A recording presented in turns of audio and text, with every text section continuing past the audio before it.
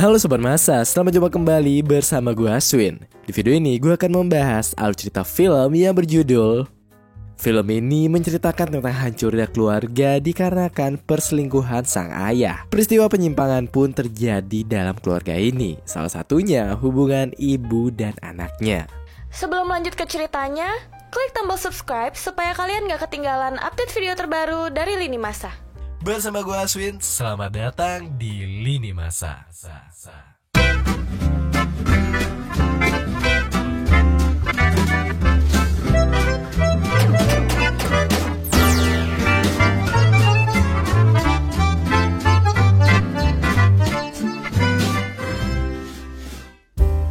Bermula di sebuah negara maju dan damai, tempat para K-pop dan drakor merajalela alias Korea, tapi bukan utara. Di sana terdapat 4 karakter utama yang gak dikasih nama sama panggilan sama sutradaranya. Jadi kita perkenalkan dengan nama aslinya aja. Ada Cho Jae-yoon sebagai ayah. Ada si anak yaitu Seo Ashu. Nah, atau kita sebut sebagai Bambang. Lee En-woo sebagai ibunya. Dan yang terakhir Mbak SPG pelakor yang enggak diketahui siapa pemerannya. Lanjut ke sebuah keluarga yang kelihatan kurang harmonis. Di sana si anak yang mau berangkat ke sekolah kelihatan sarapan sendirian. Sedangkan ibunya lagi kobam karena minuman haram yang terus diteguknya. Di tempat lain juga bapak dari keluarga itu ada di sana. Mereka bertiga ngejalanin harinya masing-masing. Atau bisa dibilang ini keluarga lagi broken. Setelah itu terlihat sang bapak yang tiba-tiba mendapatkan telepon dari selingkuhannya. Si ibu yang ngeliat hal itu pun jadi makin kesel sama si bapak. Si ibu pun langsung inisiatif buat ngerebut HP suaminya itu. Dan karena aksi dari sang istri, bapak ini pun marah. Dan perang dunia bertaraf rumah tangga pun terjadi. Di pagi yang seharusnya menjadi hari yang indah itu.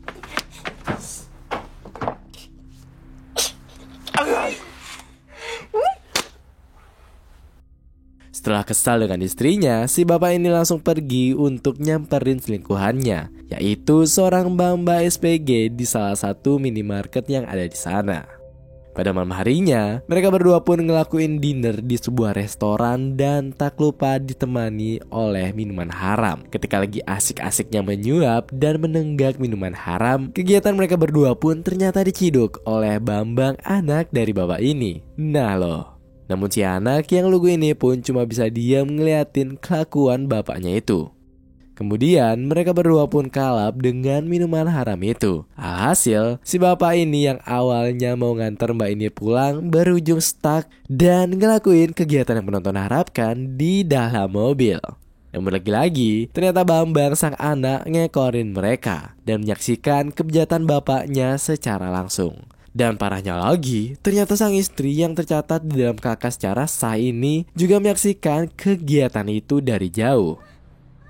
Karena keselnya udah sampai di ubun-ubun, akhirnya ibu ini pun langsung neror rumah si pelakor dengan mecahin kacanya pakai batu.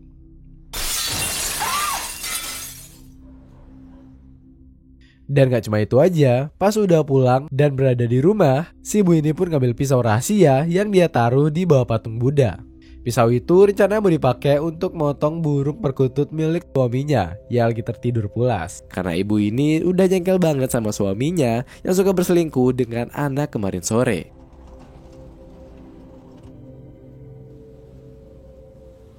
Tapi pas si ibu mulai ngeraba target sembelihannya, tiba-tiba si bapak bangun dan langsung nyerang balik istrinya itu. Setelah gagal dengan aksinya, sang ibu yang udah kesel tapi nggak bisa ngelampiasin ke suaminya, akhirnya pergi ke kamar sang anak. Di sana terlihat si Bambang sedang tertidur pulas. Sang ibu menghampiri Bambang sambil membawa pisau. Dan tiba-tiba sang ibu pun... Hal ini dilakukan sebagai ultimatum kekesalannya bagi suaminya sendiri. Tapi sayang anaknya yang gak bersalah malah jadi imbasnya. Tragedi malam itu pun berakhir tragis. Karena ayahnya yang langsung nyamperin bocil malang itu udah terlambat. Sang ayah pun hendak meminta manuk malang itu. Namun spontan si ibu ini malah jambalin gitu aja. Setelah kejadian kelam itu, si bapak pun ngebawa anak itu ke dokter untuk ngedapetin penanganan yang lebih lanjut. Dan di tempat lain, ibunya terlihat dan berjalan sepoyongan di jalan karena kilaf atas apa yang telah ia lakukan kepada darah dagingnya sendiri. Di sana sang ibu ngelihat seorang pria yang baru saja menunduk kepada patung Buddha. Dan sepertinya bentuk penyerahan diri sepenuhnya kepada sang pencipta menurut kepercayaannya. Si ibu pun langsung ngikutin arah kepergian pria itu. Di tempat lain, si ayah kelihatan sedih banget karena ia tahu kalau anaknya jadi kesulitan ngejalanin hidup tanpa manuk. Ayahnya yang frustasi sempat pengen nembakin adik kecilnya sebagai bentuk penyesalan. Tapi setelah dipikir-pikir lagi, dia pun mengurungkan niat itu. Si ayah pun pergi ke dokter dan berkonsultasi. Ia berharap kalau adik kecilnya bisa dipindahin ke anaknya.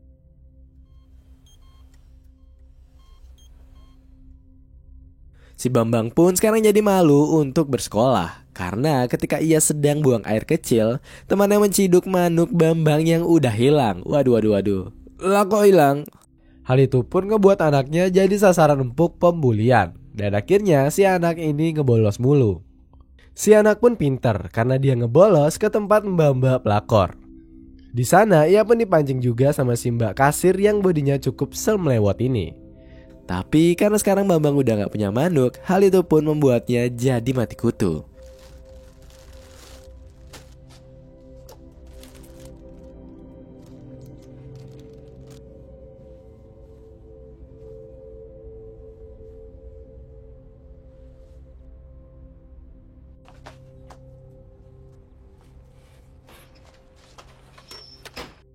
Suatu kali teman-teman sekolahnya ngelihat si anak yang bolos itu.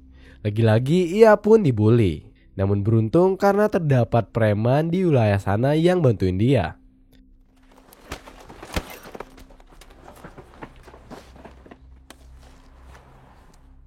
Preman-preman itu ngelihat si mbak pelakor. Dan akhirnya mbak pelakor itu pun dipakai oleh preman-preman itu. Hal itu pun ngebuat polisi nangkap mereka semua dengan tuduhan pelecehan. Padahal kelihatan kalau si cewek juga sama-sama mau. Si anak ini pun ikut masuk ke penjara. Dan di sana bapaknya nyoba buat ngejelasin ke polisi kalau anaknya nggak mungkin ngelakuin hal-hal tidak senonoh. Si bapak pun berinisiatif ngebuka celana si anak di depan polisi itu. Tapi si anak pun ngerasa malu. Meskipun dia kalau kita sadari nggak punya kemaluan. Dan akhirnya dia ngegebuk bapaknya sendiri. Polisi yang bertugas pun juga kena bogem mentah. Dan akhirnya si anak dihukum kurungan beberapa hari. Awalnya di sana semua penghuninya bertingkah normal-normal aja. Hingga pada malam harinya si Bambang pun dipeluk oleh penghuni pria di sana. Sontak si Bambang yang masih tertarik dengan wanita pun akhirnya risih dengan hal itu. Dan langsung melayangkan pukulan maut ke tahanan yang ada di sana. Hal itu pun dilihat sama polisi yang bertugas dan akhirnya si anak pun dipindah ke sel yang terisolasi.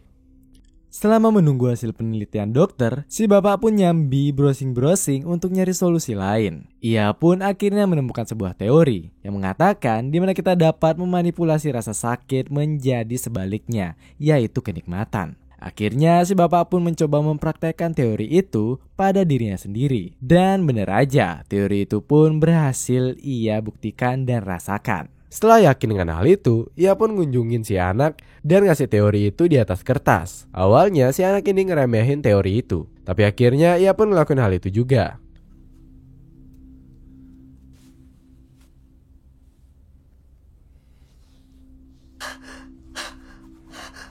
Dan singkat cerita, kini waktu berlalu dan si anak udah dibebasin. Saat itu, si anak pun ngedatengin mbak pelakor lagi buat nguji teori bapaknya. Dan di sana, si mbak pelakor ini pun nusuk si anak dengan maksud membunuhnya. Si mbak ini sebenarnya kesel karena dia digoda Bambang terus tapi si Bambang gak bisa eksekusi. Tapi di samping itu, ia keheranan karena anak ini malah keenakan. Akhirnya si mbak pun tahu juga cara muasin dengan basic rasa sakit itu. Dan ia pun malah ngebantuin anak ini.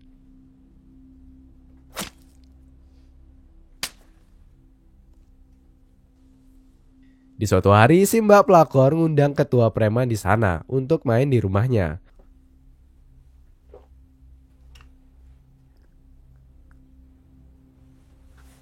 Dan pas mau ngelakuin kegiatan yang penonton harapkan, tiba-tiba Manuk si ketua preman itu pun terpotong dan berniat untuk diambil sama si Bambang.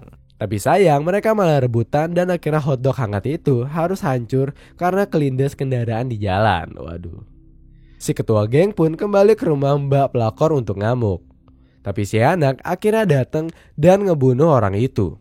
Sebelum itu si ketua geng akhirnya juga bisa ngerasain kenikmatan duniawi tanpa manuk. Si anak pun kembali mengeksplor dunia maya. Hingga akhirnya dia pun tahu kalau transparasi adik kecil atau penanaman manuk kembali itu bisa dilakukan. Ayah dan anak ini pun langsung mengunjungi dokter dan melakukan operasi tersebut tanpa memikirkan efek sampingnya. Karena tertulis bisa menimbulkan masalah yang lebih besar.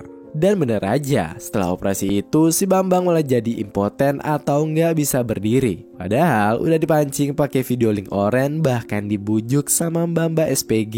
Tapi hasilnya masih nihil. Dan suatu hari si ibu pun kembali ke rumah itu. Di sana si ibu yang langsung tidur di kamar pun ngebuat bapaknya mesti tidur bareng si anak. Namun tengah malam ibunya malah pindah ke kamar itu dan nyelip di antara suami dan anaknya. Awalnya semua berjalan normal sampai si anak dielus-elus sama ibunya. Dan untuk pertama kalinya manuk si Bambang dapat berkicau kembali. Hiu, cukurukuk, empuk jeru, empuk jeru, empuk jeru. Mereka semua pun heboh, terlebih si anak yang pengen langsung test drive bareng Mbak pelakor. Namun sayang, Mbak pelakor itu harus kena PHP lagi karena adik kecilnya nggak bisa aktif ketika bersama Mbak ini. Si anak pun pulang dengan rasa kecewa dan ibunya kembali mencoba untuk menggodanya. Si bapak yang cemburu pun akhirnya kesal dan misahin ibu dan anak itu. Namun malam harinya si ibu pun ngendap-ngendap masuk ke kamar. Dan si ibu ini pun menyuguhkan montainnya. Dan bener aja, adik kecil si Bambang pun akhirnya dapat berkicau lagi. Dengan menangis si ibu ini pun ngelakuin kegiatan yang penonton harapkan. Waduh. Setelah itu si ibu pun keluar dengan perasaan bersalah. Hal ini ngebuat si bapak jadi emosi naik pitam kepada si Bambang dan langsung bergelut sama Bambang. Bambang pun jadi sedih karena semuanya malah jadi kacau balau karena manuk barunya si Bambang, di mana masalah yang besar akan semakin berdatangan. Keluarga itu pun menjadi semakin canggung dan tidak harmonis setelah itu. Situasi kacau balau nampak dengan jelas terjadi di keluarga kecil itu. Suatu malam, entah apa yang merasuki sang ibu, ia pun berdandan untuk menarik perhatian si Bambang. Tapi pada saat itu, si bapak udah gak kuat lagi dengan semua kekacauan ini dan berniat untuk mengakhiri semuanya. Dan terlihat jika adik kecilnya si Bambang hanya dapat berkicau jika membayangkan sang ibu. Tapi suara tembakan terdengar ketika si anak baru saja puas setelah sekian lamanya. Ia pun keluar kamar dan mendapati kedua orang tuanya tidak bernyawa lagi. Anak itu pun ngerasa sangat sedih, stres, dan kacau dalam satu waktu. Di akhir malam itu, ia pun memutuskan untuk mengakhiri semuanya dengan memusnahkan manuk barunya yang dianggap sebagai sumber dari semua masalah ini.